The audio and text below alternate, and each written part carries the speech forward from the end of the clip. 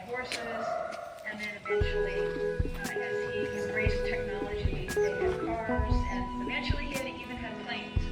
So the visitor center where you parked your car, that was the original Hearst.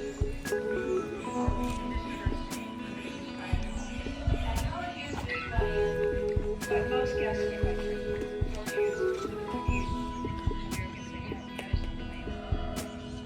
And Mr. Hearst liked to entertain. He collected art. He had the grandeur of European Japan. His mother, that sort of ignited his imagination. He loved history and he loved the buildings in Europe. And that's what he was creating here. And he told Julie Morgan he was tired of camping. He wanted more permanent structures. And originally, her drawings were of bungalows and of craftsmen. In 1903, a lovely showgirl. This is Julie Morgan. So this was her challenge. She took his art collection and she mixed it with a lot of modern concrete. So the temple itself, you have Neptune and the sea nymphs. The 6 granite columns date back to ancient Rome. They were from different temples, but the back is concrete, modern concrete, mixed right here. It has the effect of carved stone, but it's cast concrete, like the two-headed goddesses here with the lamp with the lights on their head. And the pool itself is concrete. It's raised up from a hill. You can walk, or one can walk under, not the whole pool, but almost to the middle.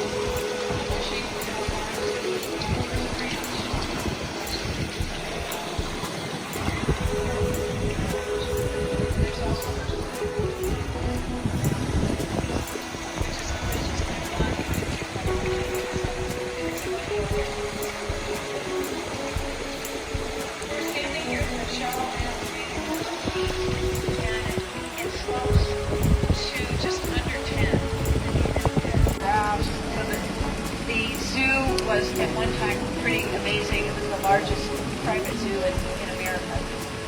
And we'll see some home movies, and we'll see a lot of the zoo that used to be. So let's head up to the terrace above the dressing room.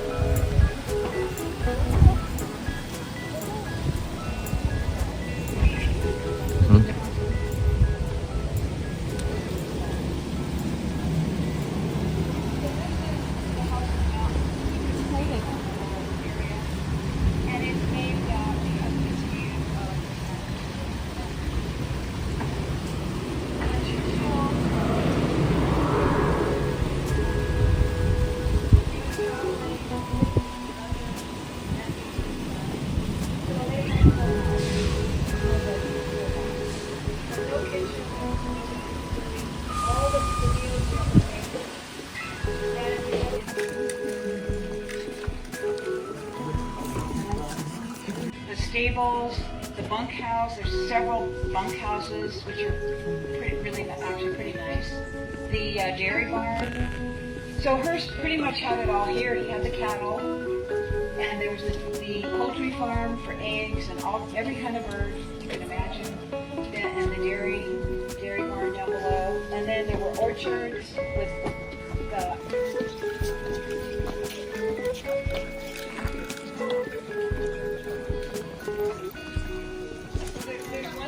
right here.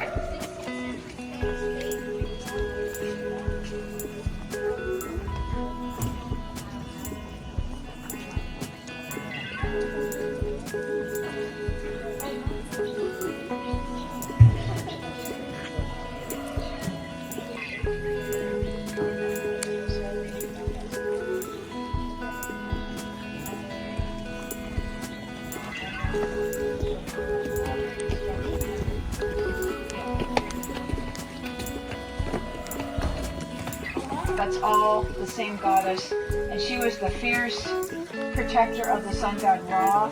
That was Sekhmet's job. And all of these carvings range in age between 3 and 3,600 years in age. So they'd be the oldest works of art on the hilltop. And people today, more and more, they're asking, well, does Egypt want this back? But during the era of his building, he was tapping into a phenomenon where Europe was interested in the American dollar, and Hearst, along with the Vanderbilts and the Rothschilds, they were buying art and building these buildings based on European buildings.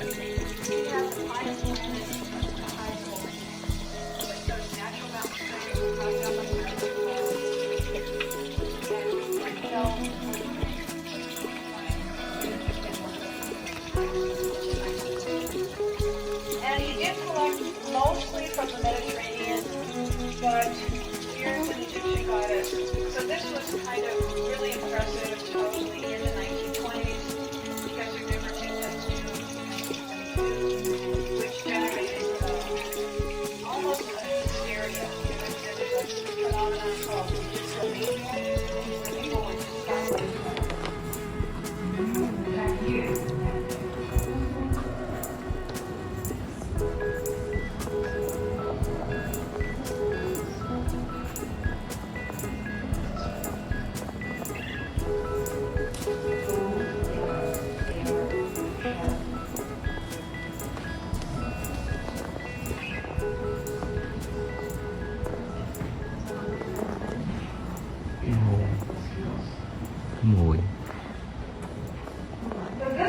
She has a scepter, she has a crown.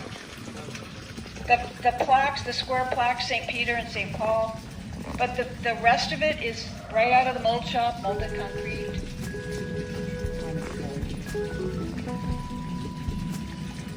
The service wing is finished on the interior, but never completed on the outside. And there's another wing that he added on because he liked doing that kind of thing. He liked building. That is just the raw concrete. So the house itself is steel reinforced concrete, built to withstand earthquakes and hopefully fires. And so far we have been lucky. Big earthquake in 2003, no structural damage. And that's really a tribute to Julie Morgan, because she was born and grew up in San Francisco. And she went to Oakland High School, she went to Berkeley. And her bell tower at Mills College in Oakland, that withstood the 1906.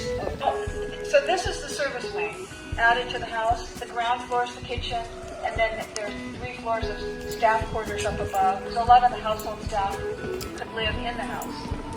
And it was often couples, so maybe the husband was an electrician or maintenance, and his wife worked in the household, and she worked on the switchboard.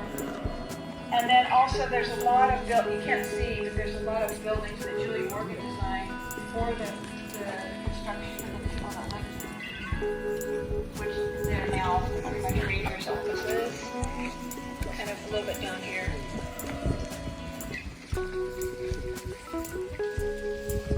Her name is Millicent Wilson, and they have the 5 boys. And then he met another lovely showgirl, also in New York, and that was Marion Davies. He felt she would make an excellent actress, so he did promote her career.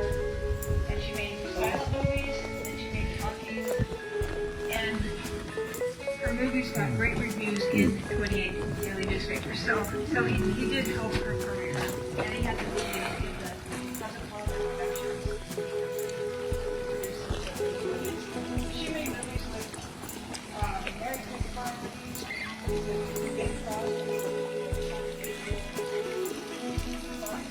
They were all often she writing verses, having elegant dinners, and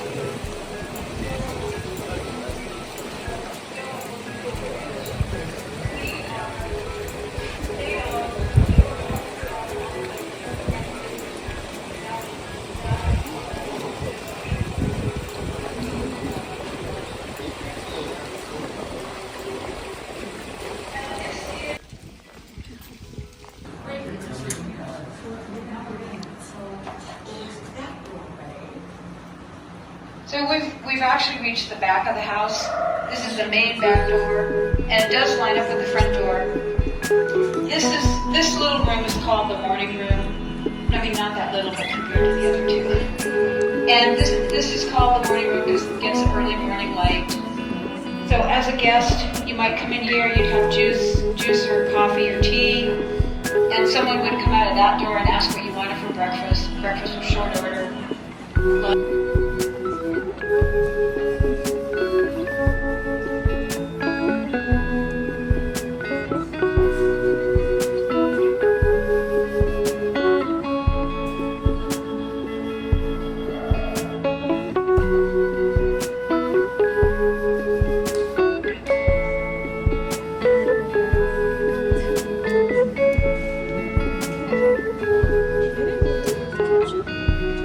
So Mr. Hearst would sit right here, Marion across from him, and she was a smoker. Many of his guests were smoking. It was a time when smoking was considered elegant, and a lot of